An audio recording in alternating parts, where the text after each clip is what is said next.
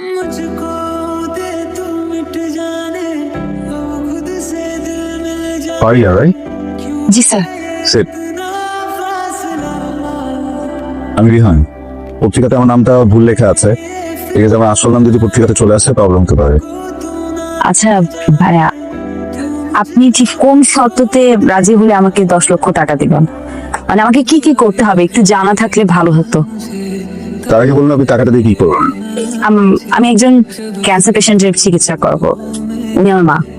তো 10 লক্ষ টাকাতে তো আসলে কিছু হবে না, আরো অনেক টাকা লাগবে। আপাতত 10 লক্ষ টাকা হলে কিছুদিনের জন্য হয়তো বা, ডক্টর বলেছে 20-25 লক্ষ টাকা লাগবে মিনিমাম। আরিয়া, বেসিক্যালি আপনাকে আমি 1 বছরের জন্য বিয়ে করতে চাই, এগ্রিমেন্ট ম্যারেজ। এখানে এগ্রিমেন্টের পুরো ডিটেলস দেওয়া আছে, যেখানে লেখা আছে আমি আপনাকে 1 বছরের জন্য বিয়ে করবো, ঠিক 1 বছর পরে আমি আপনাকে ডিভোর্স দিব। এই পুরো বিষয়টাই ফেক। বেসিক্যালি আমার ফ্যামিলি একটু প্রেশার আছে, আমার বিয়ে করতে হবে, আমি বিয়েটা করতে চাই না। এই জন্য আমি নিজের মতো করে একটা বানানো বিয়ে করতে যেন ফ্যামিলি প্রেশার থেকে বাঁচা যায়। আমার পত্রিকাতে তেমন দেওয়া ছিল 10 লক্ষ টাকা, কিন্তু আপনার মা ট্রিটমেন্টের জন্য 25 লাখ টাকা লাগুক, 12 বেশি লাগুক, পুরো বিষয়টা আমি দেখবো। ওটা নিয়ে আপনার টেনশন করতে হবে না। আপনি কি রাজি? আমি সরি, আমি আসলে পারবো না এই কাজটা করতে। পূজার চলে এসছি। না, এখন মেয়ে তো খুঁজে পাচ্ছি না আমি। মাত্র একটা মেয়ের সাথে মিটিং করছিলাম, ওকে দেখে মনে হচ্ছে লোকে হবে, বাট ও এগ্রিমেন্টের কথা শুনে ভয় পালিয়ে গেল। টেনশন নিও না।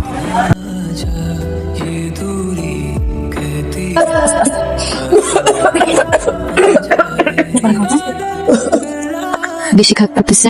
আমি মনে হয় বাঁচবো না রে মা, আমার বিয়ে ভাবিস না।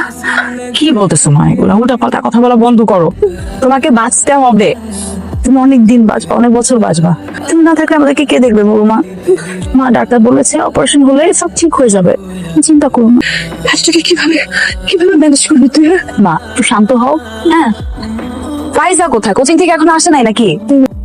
মা কি অবস্থা? মনে হচ্ছে কোচিং থেকে আসতে এত দেরি হলো কেন? ফ্রেন্ডের বাড়িতে ছিল, সবাই একটু ধরে বেঁধে নিয়ে গেছিল আপু। ব্যাগের মধ্যে কি?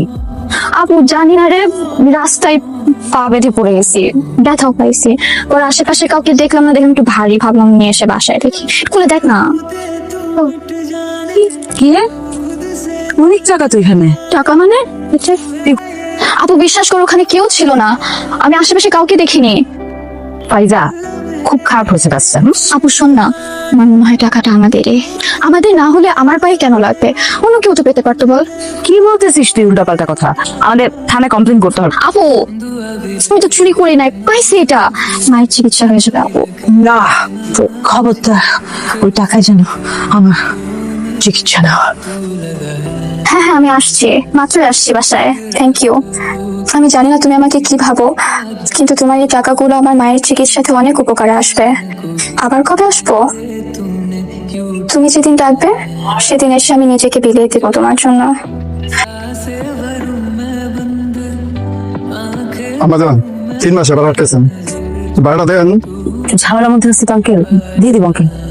দিচ্ছি দিচ্ছেন। আঙ্কেল আগামীকাল আপনাকে কিছু টাকা ম্যানেজ করে দেবো। আচ্ছা ঠিক আছে, আমি কাল আসবো, টাকাটা দিয়ে দেখো। তুই টাকা কোত্থেকে ম্যানেজ করে দিবে এতগুলো? ওইখান থেকে দিয়ে দেই। লোকের কথা শুনতে কি ভালো লাগে? ওখান থেকেই না কেউ কিছু দিয়ে দাও, মায়ের চিকিৎসাটাও শুরু করে দাও। আমি আপনার এগ্রিমেন্টে সাইন করতে রাজি আছি, আজকেই করবো। আমি অলরেডি একজনকে হায়ার করে ফেলেছি। কি বলতেছেন sir? Sir sir please sir, আমার টাকাটা অনেক দরকার স্যার। স্যার আপনি যা বলবেন আমি তাই করবো স্যার, প্লিজ স্যার আমাকে এগ্রিমেন্ট। স্যার আপনি যা বলবেন আমি তাই করবো। আপনার মায়ের এখন কি অবস্থা?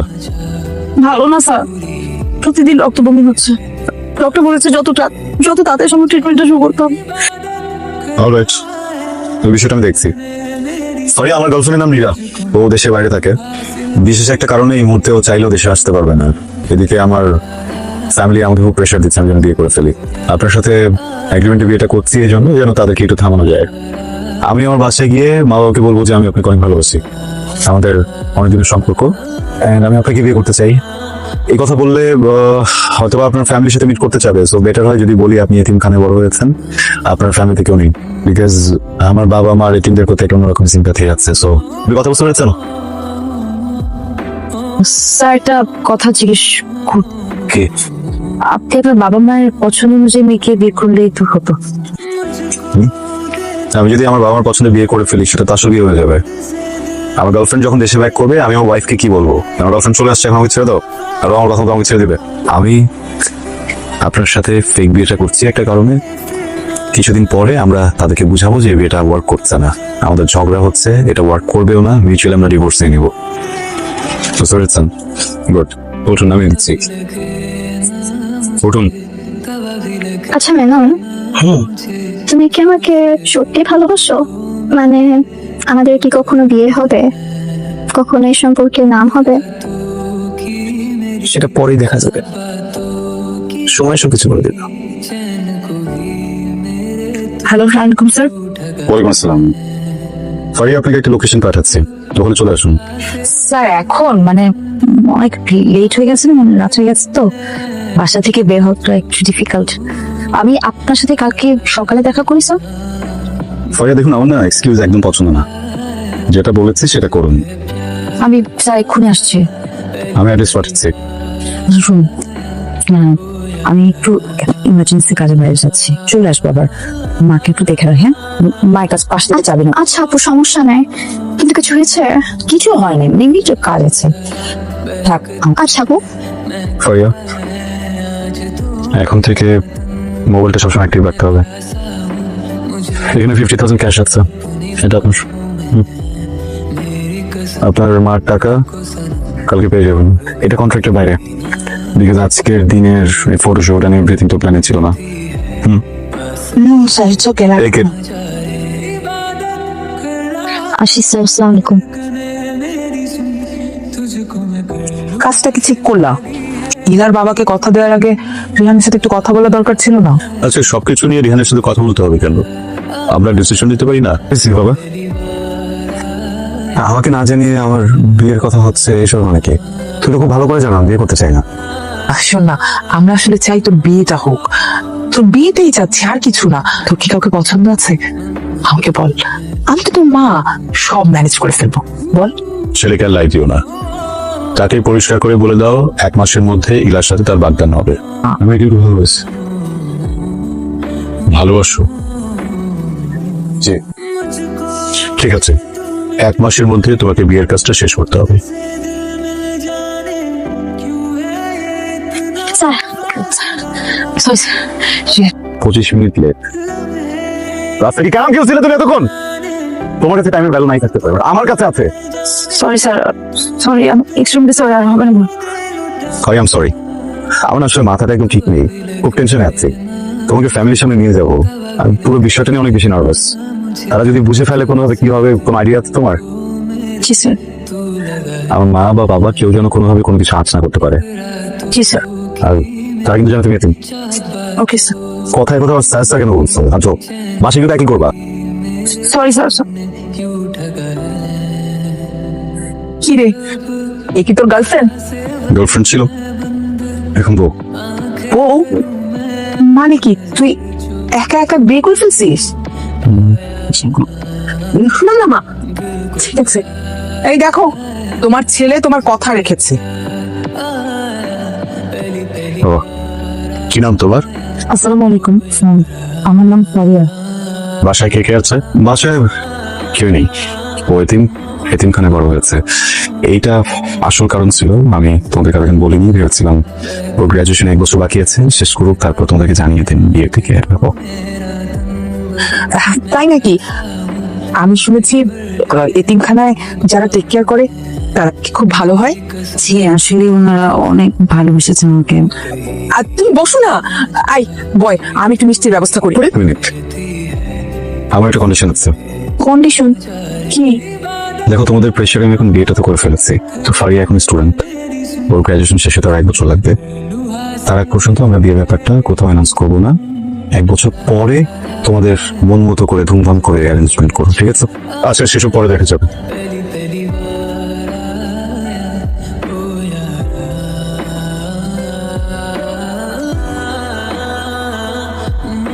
তোমরা কবে হানিমুনে যাবে?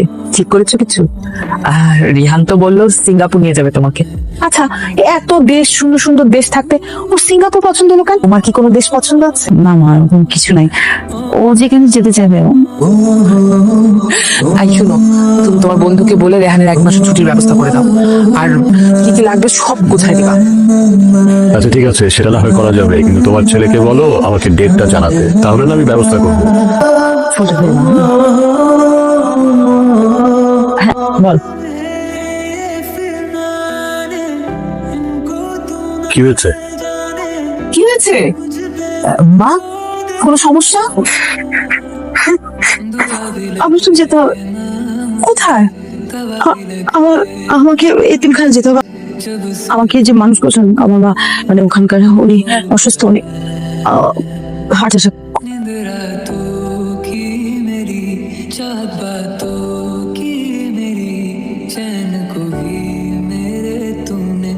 আমি খুবই সরি, এমন একটা সিচুয়েশনে কি বলে সিম্প্যাথি দেওয়া উচিত আমার জানা নেই।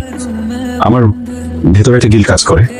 আমার মনে হয় তুমি যদি আমার কথায় এই বাড়িতে না থাকতে, সেদিন তো আন্টির পাশে। I am sorry. না না, আপনি সরি বলবেন না, সরি ফিলও করবেন না। আপনার তো কোনো দোষ নেই। আমাদের ভাগ্যে ছিল মাকে এখনই হারাবো, আমাদেরকে রেখে চলে যাবেন, চলে গেছে। আপনার এখানে কোনো দোষ নেই। তারপর আমার মায়ের মনটা কি খুব বেশি খারাপ?